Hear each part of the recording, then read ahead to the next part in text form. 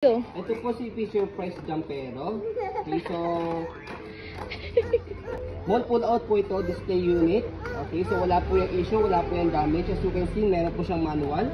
Meron po siyang kasamang box. Okay, so tinesti and try po namin po ito. And check na rin po namin na kung wala siyang issue, walang damage. And then kung working po yung sounds and toys niya po. Ayan. So as you can see sa video, working po yung sounds.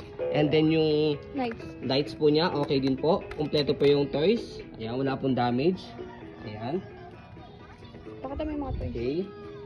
So already wash na po itong seating pad po niya. Gagamitin nyo na lang po siya. Okay.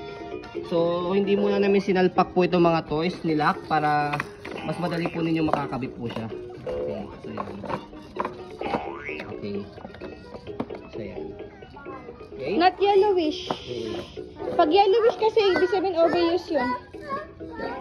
So ito po yung baby po namin, Tuwang-tuwa 2 years po siya. old, 10 to 11 kilo, pwede po sa kanya. Advisable po kasi po ito for 6 months until 2 years old.